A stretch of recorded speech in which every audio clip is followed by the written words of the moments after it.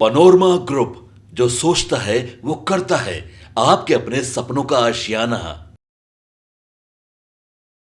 नमस्कार, आप देख रहे हैं भारत लाइव और ये सुबह का खेल समझिए है, जो कि बाबा से हम जानेंगे कि क्या है कल की दिन भर की खबर और क्या है बाबा कल की।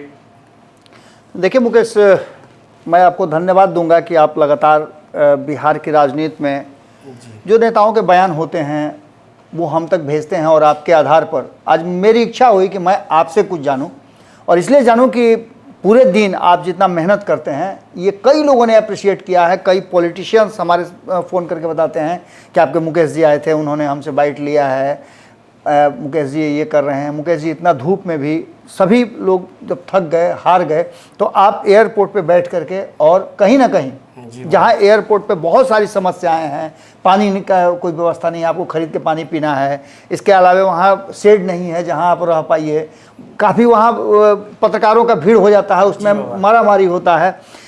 तुरंत आप अभी सोच ही रहे हैं कुछ पानी पीने गए तब तक कोई नेता आ जाता है तो दौड़ के आना पड़ता है। ये सारी प्रक्रियाएं हम देख चुके हैं और आप कर रहे हैं, इसके लिए आपको बहुत बहुत धन्यवाद। आज जो खेल समझिए की बात आपने की, खेल समझिए में क्या है, तो वास्तव में आज खेल समझिए में विशेष है। जैसे विशेष ये है कि आप तक फील्ड में थे, आज आप मेरे साथ बैठ करके खेल समझिए कर रहे हैं, तो उसी तरह से खेल समझिए में आज एक विशेष खबर लेकर के हम आए हैं, जिस खबर को मैंने 3 दिन पहले किया था। 3 दिन पहले मैंने बताया था कि बिहार की राजनीति में चाहे जितना भी कोई दावा कर ले, जितना भी लोग कह ले कि इस बार सरकार हम बना रहे हैं, इंडिया गठबंधन उस पर जितनी भी चर्चाएं कर ले, जिस तरह से कह ले कि बिहार में साफ कर देंगे, बिहार में 20 सीट से भी नहीं आएगा, 10 सीट भी नहीं आएगा। लेकिन बाबा तेजस्वी यादव यहाँ दावा कर रहे हैं कि बिहार में हम 40 की 40 सीट ला रहे हैं और एनडीए गठबंधन जो है शून्य पर आउट हो रही है। आप बिल्कुल सही कह रहे हैं। मैंने सुना है आप लगातार कई सवाल भी पूछे हैं और उन सवालों का जवाब उन्होंने दिया भी है। ये सिर्फ कह देने से नहीं होता है, इसके लिए आपने एक प्रयास क्या किया है। तो इस बात को जब हम गौर से देखते हैं मुकेश, तो आपको याद होगा कि आपने ही सबसे पहले जब नीतीश कुमार मोदी विरोधी यानी भाजपा विरोधी गैर भाजपाई दलों को एकजुट कर रहे थे, पटना में जो उनकी मीटिंग हुई थी, जिस मीटिंग में राहुल गांधी वगैरह सब कोई आए थे, तब से ये चर्चा चल रही थी कि एक बड़ा गठबंधन बनेगा और नीतीश कुमार मुख्य प्रधानमंत्री के उम्मीदवार होंगे, ये सारी चीज़ें चल रही थी। लेकिन अचानक से वो गठबंधन टूट गया। उस गठबंधन से सबसे पहले नीतीश कुमार आउट हुए और उसके बाद ममता बनर्जी, यानी 2 राज्यों में जिसमें 40 और 42 सीटें हैं, वो उसमें से आउट हो गए। आप उत्तर प्रदेश की बात कर लीजिए, हम यही दावा कर रहे थे ना कि 160-62 सीटें होती हैं उत्तर प्रदेश, बंगाल और बिहार मिलाकर के, तो 162 सीटों में से कितनी सीटें लेकर के आएंगे। तो ये कहा जा रहा था, उस समय ललन सिंह भी थे, दावा करते थे कि बिहार की 40 में से जो हमारे पास 16 सीटें हैं वो तो हमारे पास हैं ही, बाकी 17 सीटों पे और 6 सीटों पे हम हरा देंगे। इसके अलावे एक और बात कही जा रही थी कि बंगाल में भी हम हरा देंगे और उत्तर प्रदेश में भी हरा देंगे। हमारा गठबंधन जो है भारतीय जनता पार्टी को मजबूर कर देगा, 272 नहीं पहुंचने देगा।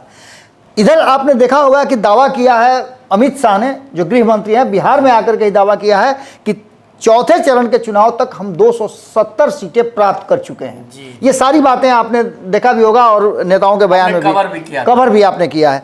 अब जो हम बता रहे हैं आपको कि देखिए, इसमें एक बयान आया है, एक ऐसे शख्स का बयान आया है जो राजनीतिक रूप से काफ़ी काम कर चुके हैं। कई राज्यों में उन्होंने सरकारें बनवाई हैं, स्ट्रेटजी बनाया है। बिहार में भी आपको याद होगा कि नरेंद्र मोदी जब 2014 में सरकार बनाए थे तो उस समय भी उनका नाम खूब चल रहा था। मैं प्रशांत किशोर की बात कर रहा हूँ। अभी हाल फिलहाल में प्रशांत किशोर ने इंडिया टुडे को एक इंटरव्यू दिया है।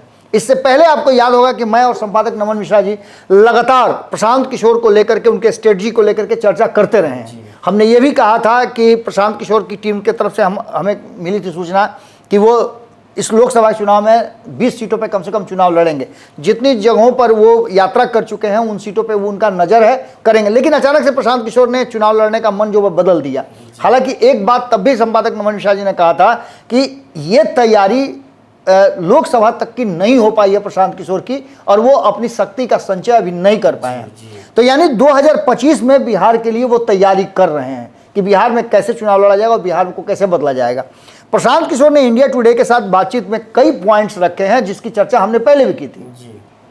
प्रशांत किशोर के इंटरव्यू से पहले जब यहाँ चंदन झा जी से मेरी बात हो रही थी, मैं खबर कर रहा था, तो मैंने कहा था कि इंडिया गठबंधन जो है वो मौका दे दिया है खुद से नरेंद्र मोदी को प्रधानमंत्री बनने का। एक तो ये भानुमति का कुनबा था जिसकी चर्चा हम कर रहे हैं लगातार, और भानुमति के कुनबा में कहीं ना कहीं बिखरने का जो चांस रहता है ज़्यादा रहता है, वो बिखर भी गया।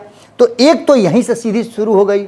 दूसरी, जिसके पास एक भी सीट नहीं है बिहार में, वो कह रहा है कि हम हरा देंगे। दूसरी बात कि जो 3 सीट पर पिछले चुनाव में 2019 में लड़े थे, आज भी 3 सीट पर लड़ रहे हैं। मुकेश सहनी की मैं बात कर रहा हूँ। बाबा हम यहाँ पे आपको रोकना चाहेंगे। जैसे में कि आज कल हम लोग शाम सुबह में एयरपोर्ट पर थे, तो मुकेश सहनी से जब हम लोग ने सवाल पूछा कि जे आप लोग लगातार चुनावी यात्रा कर रहे हैं तो क्या माहौल है, तो उन्होंने कहा कि चिराग पासवान हाजीपुर से हार रहे हैं और उन्हें हम धन्यवाद देना चाहेंगे। क्या लग रहा है बाबा कि हाजीपुर की सीट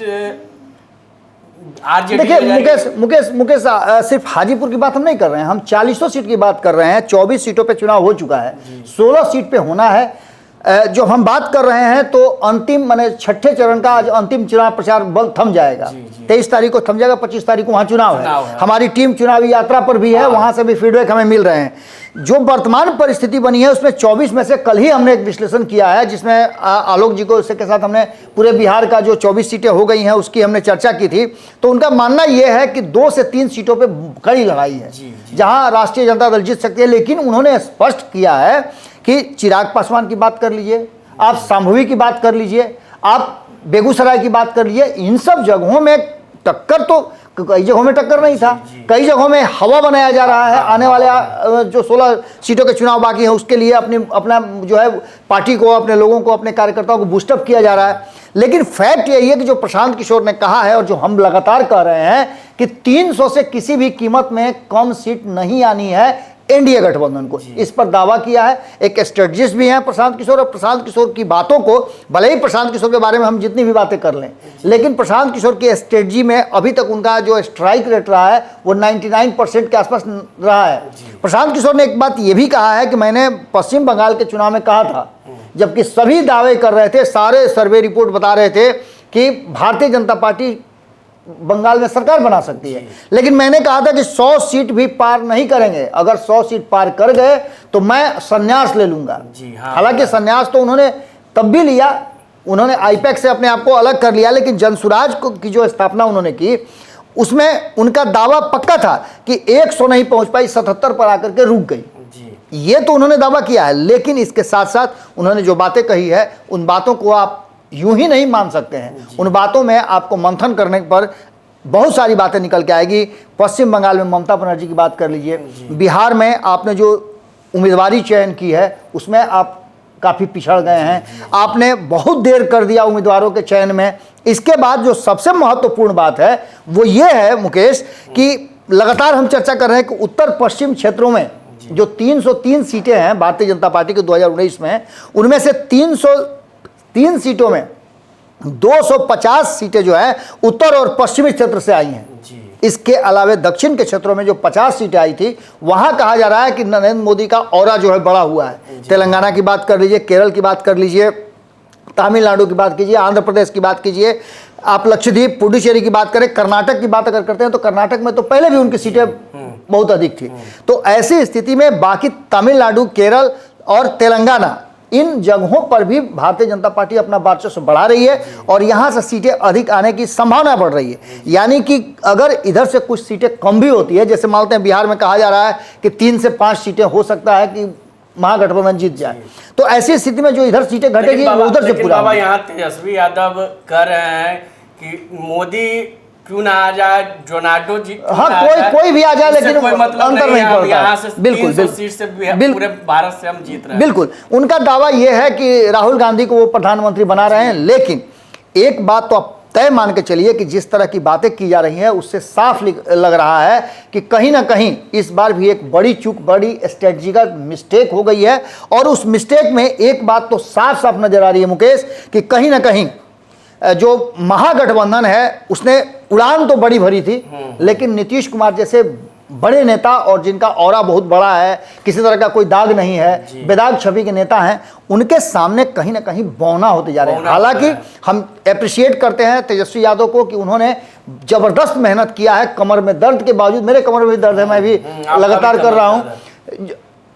उनको इस बात के लिए हम हैट्स ऑफ करते हैं कि उन्होंने इस 5 पांडवों को बीच में कहीं ना कहीं उलझा के रखा है और ये मजबूर किया है कि आप बिहार आइए और बिहार में आप मुश्किल में हैं। बाबा, मैंने कुछ दिन पहले तेजस्वी यादव से सवाल किया था कि आपकी कमर में दर्द है तब पर भी आप चुनावी यात्रा करें, तो उन्होंने कहा एक हेलीकॉप्टर एनडीए गठबंधन पर भारी है। जी जी, वो हेलीकॉप्टर को ट्रैक्टर बना दिए हैं। जी जी, आपने बिल्कुल सही कहा। और वही हेलीकॉप्टर जो है, जो हेलीकॉप्टर को कह रहे हैं कि नहीं जीतेगा, यानी कि जो चिराग पासवान का हेलीकॉप्टर है वो जमीन से लैंड करके दिल्ली तक नहीं पहुंचेगा। खैर, इन सारी बातों को लेकर के जो प्रशांत किशोर ने बातें कही है, तीसरी बार प्रधानमंत्री नरेंद्र मोदी बन रहे हैं, ये लिख के ले लीजिए। लेकिन उससे भी बड़ी बात उन्होंने कही है कि 2025 में जनसुराज 243 सीटों पर लड़ेगा, अकेले दम पर लड़ेगा और अकेले दम पर बिहार में सरकार बनाएगा। अगर हम नहीं सफल हुए,